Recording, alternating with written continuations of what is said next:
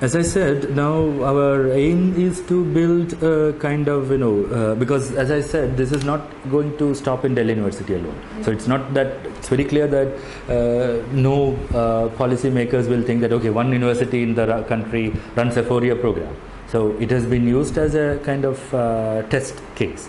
And so we see that there is a need now to build a kind of larger nationwide kind of coalition or a front to fight this, and this can be only fought in the most democratic way through mass participation.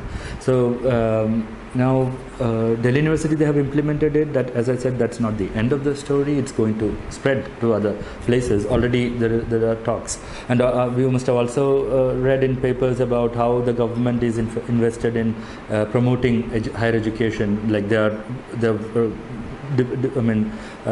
none of this is actually in public domain. There are like high-level meetings taking place between the education minister and industrialists, and they have already designed plans to how to invite all these big players to invest in higher education, and it's going to happen before the before the next general election. I'm sure these things are going to come out.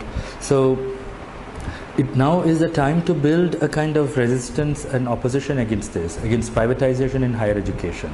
And also, at the same time, I think we should not just, one of the major defaults or defects of Indian education policy, maybe starting from Nehru, has been that the accent has been on higher education always. So the basic education has not been kind of addressed properly. So we think that this is the time to fight for a kind of equal system of education, where every child who is Indian should get the same kind of education, right? In the sense that there should be equal access to all the resources. So you build that, and also stop the privatization of higher education. So these two things, and if you look at all the developed countries, you will find that they have a very equal kind of education system, right? Whatever be the other inequalities in the system, the basic education given to everyone will be more or less equal. I'm not saying that it's completely equal, but there will be still variations. But then, you will not find a kind of country where there is so much of disparity between schools, where there is no building even, forget about teachers and other things, and also very kind of elite schools. So we are going to bring these two things, and the September 8th convention is actually only a beginning, where we are kind of inviting groups, basically activists, not academicians, groups which are interested in fighting these issues and building a kind of national movement opposing the privatization of higher education, and also arguing for the equal education. And once you have that, I'm sure if we can stop this from spreading elsewhere, then Delhi University cannot survive as an isolated 4-year program. Then, they will have to roll it back into, because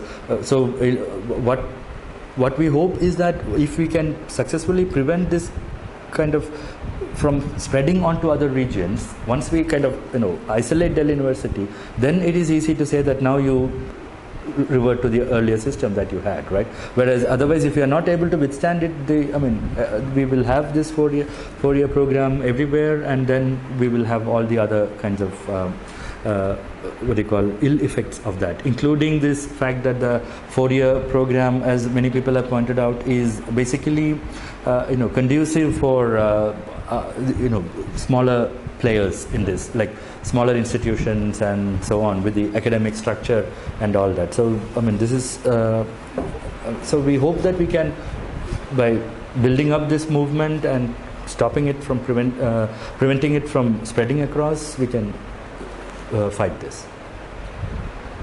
I don't want to speak on camera. If you are thinking of not having a very particular kind of celebration which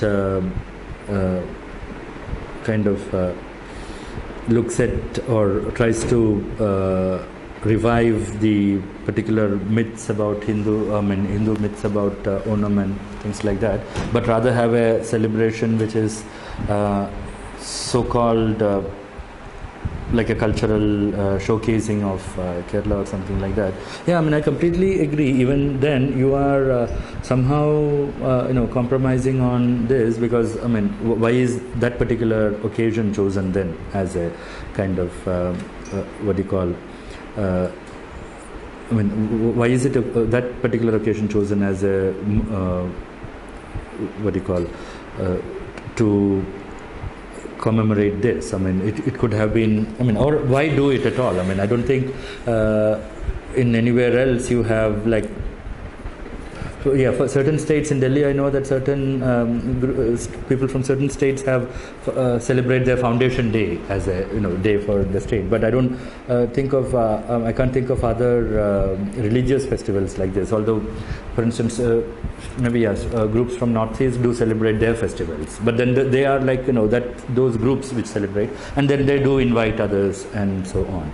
Whereas the issue of celebration of Onam has, I think, all through educational institutions, the state has always tried to project it as a kind of national festival, and so I think all of us came through this belief that it is a kind of it's not basically a Hindu festival. So when I went to a Christian convent school where also Onam they celebrated Christmas also, but then Christmas was seen maybe more as a Christian celebration, whereas Onam, I don't think, was never looked at as a Hindu festival there. I mean, it was, all of us knew that but then it was tried to, we were told to think of it as a festival related to the region, right? So it was like a regional festival, so the Malayali festival and so on. So it's only later when we were exposed to other kinds of thinking and writings and all that we also started to think about this. And then I realized that, actually in my home no one celebrates Onam, right? So I never used to celebrate Onam. It was only in the space of school, so that so-called secular spaces you come and then you are fed with these kinds of celebrations of Onam and things like that, whereas at home no one used to celebrate. Now if this is taken to other universities, I mean, I know the debates surrounding this issue of Onam celebration. If one is basically opposed to Onam, I think then I don't see any reason to celebrate anything there, like because what is there to celebrate? Maybe groups, instead of thinking of it as a Malayali group, a Malayali festival, people who really believe in Onam should celebrate it. Okay, I'll just stop. Jana